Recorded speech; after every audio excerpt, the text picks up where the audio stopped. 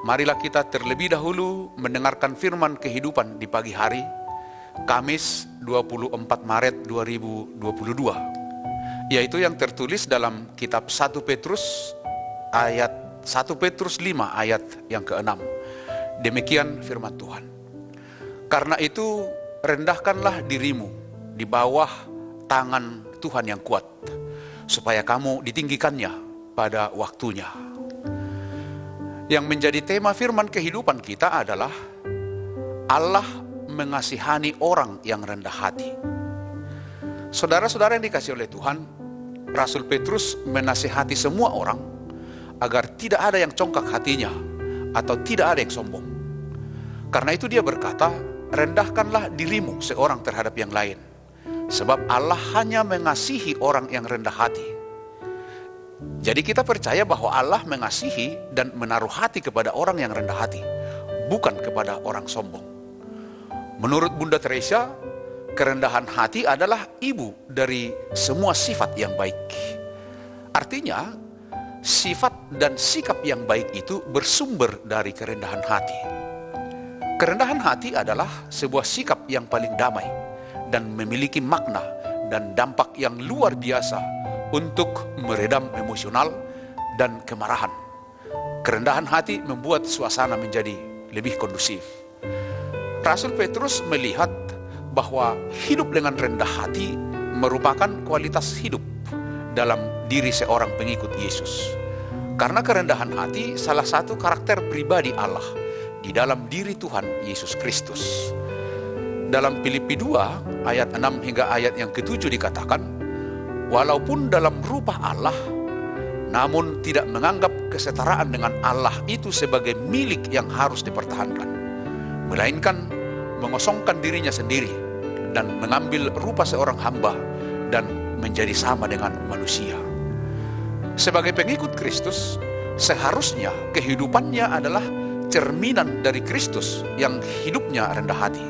Tetapi manusia umumnya sangat sulit untuk hidup dengan rendah hati, karena manusiawi kita masih terlalu mengedepankan keegoisan dan kepuasan keinginan.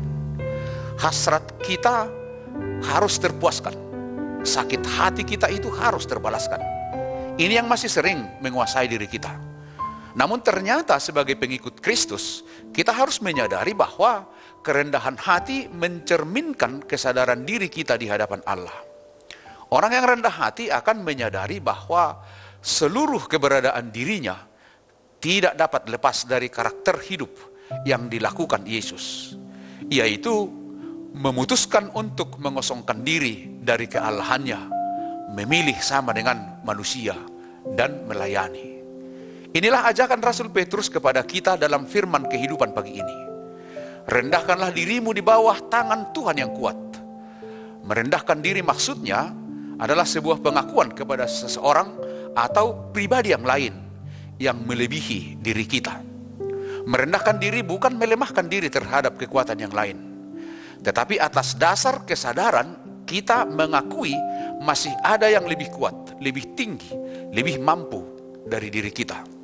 Sehingga merendahkan diri di bawah tangan Tuhan yang kuat itu berarti bahwa kita mengakui tangan Tuhan yang kuat itu ada di atas hidup kita.